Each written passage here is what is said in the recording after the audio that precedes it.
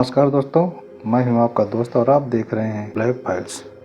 मथुरा कृष्ण की नगरी जहां लोग सुकून और सुरक्षा की तलाश में आते हैं, लेकिन इसी पावन नगरी की सड़कों पर एक रक्षक ही भक्षक बन जाए तो सवाल व्यवस्था पर खड़े होते हैं। कानून की वर्दी जो हमें सुरक्षा का एहसास कराती है, आज उसी वर्दी पर एक ऐसा दाग लगा जिसने महकमा को हिला कर रख दिया। दोस्तों, यह कहानी किसी आम अपराधी की नहीं, यह कहानी है एक महिला सिपाही की जिसने हिम्मत दिखाई अपने विभाग के एक ऊंचे ओहदे वाले अधिकारी के खिलाफ। एक दरोगा जिस पर आरोप है कि विश्वासघात का, मारपीट का और एक ऐसी घिनौनी वारदात का जिसे सुनकर रूह कांप जाए दोस्तों। लेकिन दोस्तों, आइए जानने की कोशिश करते हैं इस कहानी को इस वीडियो के माध्यम से। लेकिन इस कहानी को शुरू करने से पहले आपसे गुजारिश है कि अगर अभी तक आपने इस चैनल को सब्सक्राइब नहीं किया है तो चैनल को सब्सक्राइब जरूर कर लीजिए। तो चलिए दोस्तों, अब कहानी की शुरुआत करते हैं। दोस्तों, उत्तर प्रदेश की एक महिला सिपाही जो मथुरा में तैनात थी, दिन रात जनता की सेवा और सुरक्षा में जुटी रहने वाली इस महिला ने कभी नहीं सोचा था कि उसे खुद न्याय के लिए अपनों के ही सामने गिड़गिड़ाना पड़ेगा। दोस्तों, दूसरी तरफ है इस कहानी का मुख्य आरोपी दरोगा, जिसकी तैनाती फिलहाल झांसी में है। इन दोनों के बीच का परिचय पेशेवर था, या शायद उससे कुछ ज़्यादा ही था। लेकिन क्या एक पहचान इतनी घातक हो सकती है कि वो अपराध की शक्ल ले ले? दोस्तों, सूत्रों की माने तो इनके बीच अनबन की शुरुआत काफ़ी समय पहले हुई थी, लेकिन बात तब बिगड़ गई जब आरोपी दरोगा ने मर्यादा की सारी सीमाएं लांघ दी। दोस्तों, महिला सिपाही की शिकायत के मुताबिक घटना वाले दिन दरोगा ने उसे मिलने के बहाने बुलाया था, फिर जबरन उसके पास पहुंच जाता है। आरोप ये है कि वहां न सिर्फ उसके साथ मारपीट की गई बल्कि उसकी गरिमा को भी तार तार कर दिया गया, यानी बलात्कार जैसी जघन्य अपराध को भी अंजाम दिया गया। लेकिन इस जुर्म में वह दरोगा अकेला नहीं था दोस्तों। एफआईआर के मुताबिक उसके साथ उसका एक और भी साथी भी मौजूद था। एक महिला जो कानून की बारीकियों को जानती है, उसके लिए यह लड़ाई और भी मुश्किल थी, क्योंकि सामने वाला कोई मामूली आदमी नहीं था बल्कि सिस्टम का ही एक हिस्सा था। मारपीट के निशान और शरीर पर तो थे ही, लेकिन आत्मा पर जो घाव लगे थे वो शायद कभी नहीं भरेंगे। दोस्तों, जब रक्षक ही भक्षक बन जाए तो शिकायत किसके पास लेकर जाया जाए? महिला सिपाही के सामने सबसे बड़ी चुनौती यही थी, लेकिन हार मानने के बजाय उसने खाकी की गरिमा को बचाने के लिए लड़ने का फैसला कर लिया। दोस्तों, मामला उच्च अधिकारियों तक पहुंच जाता है और मथुरा पुलिस प्रशासन हरकत में आ जाता है। जैसे ही शिकायत मिलती है, मामले की गंभीरता को देखते हुए झांसी में तैनात आरोपी दरोगा और उसके साथी के खिलाफ भारतीय न्याय संहिता की संगीन धाराओं में एफआईआर दर्ज कर ली जाती है। पुलिस के आला अधिकारियों का कहना है कि कानून सबके लिए बराबर है, चाहे वो विभाग का अपना ही व्यक्ति क्यों न हो। दोस्तों, फिलहाल आरोपी दरोगा की गिरफ्तारी के लिए एक टीम गठित कर दी गई है। झांसी पुलिस से भी संपर्क साधा गया है। तो यह मामला सिर्फ एक अपराध नहीं बल्कि पुलिस विभाग के भीतर महिला सुरक्षा पर भी एक बड़ा सवालिया निशान है। क्या महिला सिपाही अपने ही सहकर्मियों के बीच सुरक्षित नहीं है? जांच अभी जारी है, लेकिन मेडिकल रिपोर्ट का इंतजार है और गवाहों के बयान दर्ज किए जा रहे हैं। आरोपी पक्ष की ओर से अब तक क्या सफाई आई, यह भी देखना दिलचस्प होगा, लेकिन फिलहाल वो फरार बताया जा रहा है। दोस्तों, मथुरा की इस घटना ने एक बार फिर साबित कर दिया कि अपराध की कोई जाति या वर्दी नहीं होती। अगर अपराधी है तो उसे सलाखों के पीछे होना ही चाहिए। दोस्तों, पीड़ित महिला सिपाही की हिम्मत को सलाम, जिसने अपनी वर्दी की लाज रखने के लिए सच का साथ दिया। उम्मीद है कि मथुरा पुलिस इस मामले की निष्पक्ष जांच करेगी और दोषी को कड़ी से कड़ी सजा मिलेगी, ताकि भविष्य में कोई दूसरा रक्षक ऐसी हिम्मत न कर सके। दोस्तों, किसी भी रेप केस में सबसे बड़ी चुनौती होती है वक्त।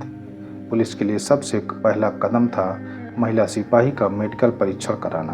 दोस्तों, मथुरा के जिला अस्पताल में महिला डॉक्टरों की एक टीम ने घंटों तक जांच की थी। क्या शरीर पर चोट के निशान दरोगा की बर्बरता की तस्दीक कर रहे थे?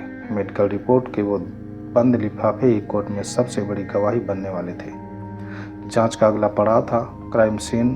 पुलिस की फॉरेंसिक यूनिट उस कमरे में दाखिल हो जाती है जहां इस वारदात को अंजाम दिया गया था।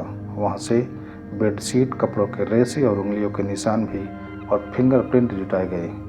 पुलिस यह देख रही थी कि क्या वहाँ कोई संघर्ष हुआ था, क्या वहाँ से कोई ऐसी चीज़ मिली जो आरोपी दरोगा की मौजूदगी साबित कर सके। डिजिटल फुटप्रिंट्स, मोबाइल लोकेशन और कॉल रिकॉर्ड भी खंगाले गए। तो आज के दौर में अपराधी कितना भी शातिर क्यों ना हो, उसका मोबाइल उसका सबसे बड़ा दुश्मन बन जाता है। जांच की टीम ने फौरन दोनों के मोबाइल की सीडीआर कॉल डिटेल्स रिकॉर्ड निकाली। पुलिस के मन में कई सवाल थे।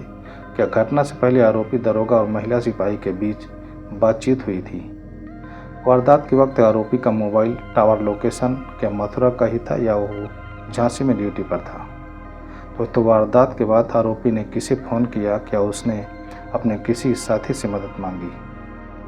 दोस्तों, लोकेशन ट्रेसिंग से यह साफ हो गया कि आरोपी दरोगा झांसी से मथुरा आया हुआ था। लेकिन सवाल ये था दोस्तों कि क्या वो बिना परमिशन के अपनी यूनिट छोड़ आया था? अगर हाँ, तो यह उसके इरादों की गंभीरता को और पुख्ता करता है। और दूसरे आरोपी की भूमिका एक धुंधली परछाई जो कोने में खड़ी है, पूछताछ वाले कमरे का दृश्य जहाँ एक टेबल पर लैंप जल रहा है।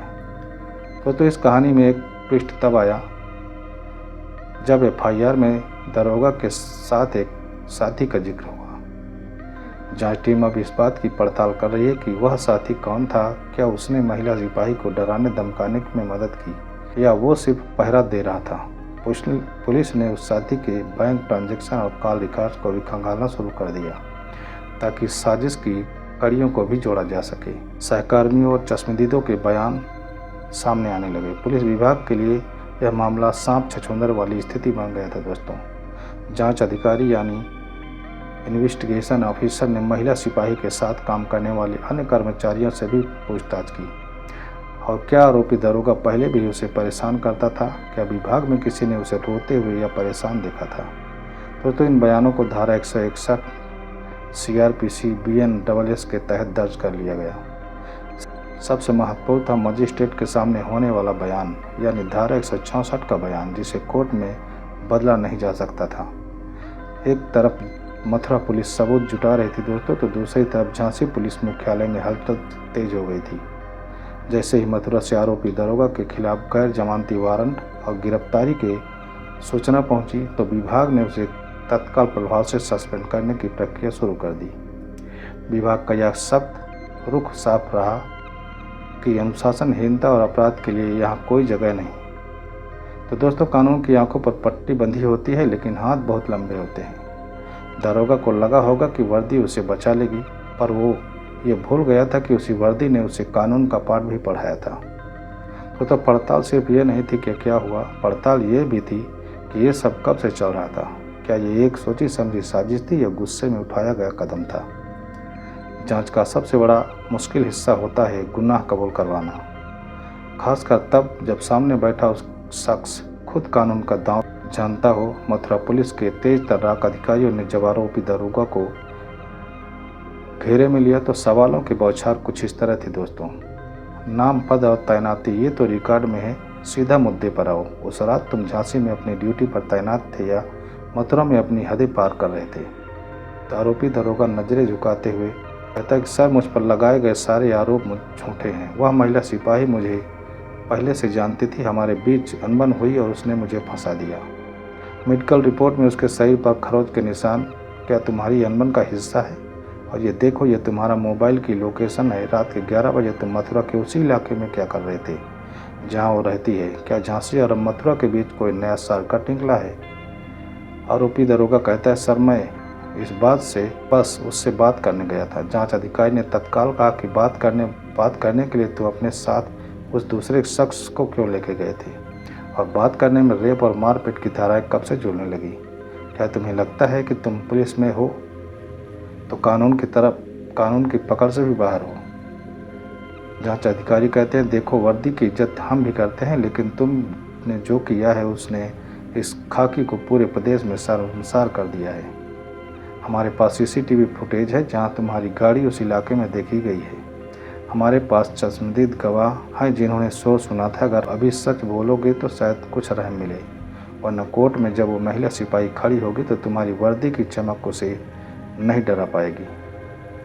तो आरोपी दरोगा बार बार अपने बयानों से पलट रहा था। कभी वो इसे आपसी रंजिश बताता तो कभी वो विभाग की साजिश बताता, लेकिन डिजिटल सबूत कभी झूठ नहीं बोलते दोस्तों। पुलिस ने जब उसके साथी का नाम लिया तो दरोगा के चेहरे का रंग एकदम उड़ने लगा था।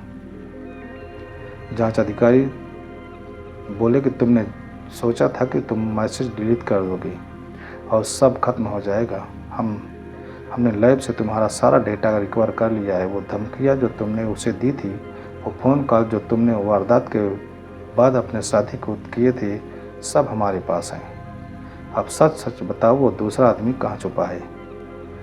तो यह पूछताछ सिर्फ आरोपी से नहीं थी, बल्कि उस मानसिकता से थी जो पावर का गलत इस्तेमाल करना जानती है। इस घटना ने विभाग के भीतर भी एक नई बहस छेड़ दी थी। विशाखा गाइडलाइन और इंटरनल कंप्लेंट कमेटी होने के बावजूद एक महिला सिपाही को एफआईआर दर्ज कराने के लिए इतना संघर्ष क्यों करना पड़ा? पुलिस अधिकारियों का दावा है कि चार्जशीट इतनी मजबूत बनाई जाएगी कि आरोपी को जमानत तक मिलना मुश्किल हो जाएगा। तो यह केस मथुरा पुलिस के लिए एक लिटमस टेस्ट है। क्या वो अपने ही बीच एक अपराधी को सजा दिलाकर जनता का भरोसा जीत पाएंगे? इंसाफ की चक्की धीरे धीरे चलती है दोस्तों, लेकिन चलती ज़रूर है। मथुरा की ये महिला सिपाही आज उन हजारों महिलाओं के लिए एक मिसाल बन चुकी है जो खामोशी से जुल्म सहती है। ये लड़ाई लंबी है, लेकिन वर्दी पर लगे इस दाग को उठाने का एकमात्र तरीका कठोर दंड है। मथुरा की इस पूरी घटना ने हमें झकझोर कर रख दिया है, लेकिन इस काली रात के बाद एक सवेरा होता है दोस्तों। और यह केस हमारे समाज, सिस्टम और हर व्यक्ति के लिए कुछ बड़े सबक छोड़ गया है। दोस्तों, अपराधी की कोई वर्दी नहीं होती। सबसे बड़ी सीख यही है कि अपराधी सिर्फ वो नहीं जो सड़कों पर घूमता है। अपराधी वो भी हो सकता है जो कानून की हिफाजत की कसम खाकर वर्दी पहनता है। हमें व्यक्ति के पद या उसकी वर्दी से प्रभावित होकर उसे ईमानदार मान लेने की भूल नहीं करनी चाहिए। कानून की नज़र में सिर्फ सबूत और सच्चाई मायने रखती है दोस्तों। आरोपी दरोगा को लगा था कि एक महिला सिपाही लोकलाज और करियर के डर से चुप रह जाएगी, लेकिन उसकी सबसे बड़ी हार तब हुई जब महिला ने बोलने का साहस किया। तो यह कहानी हर उस महिला के लिए सीख है जो जुल्म सह रही है। आपकी चुप्पी अपराधी का हौसला बढ़ाती है और आपकी आवाज़ उसे सलाखों के पीछे पहुंचाती है। दोस्तों, ये थी आज की कहानी। आपको कैसी लगी कमेंट में अपनी राय हमें ज़रूर बताएं। और अभी तक इस चैनल को सब्सक्राइब नहीं किए हैं तो सब्सक्राइब जरूर कर लीजिए और वीडियो को भी लाइक कर दीजिए। तो दोस्तों, मिलते हैं अगले नए वीडियो में। तब तक अपना और अपनों का ख्याल रखें। वीडियो देखने के लिए आपको बहुत बहुत धन्यवाद।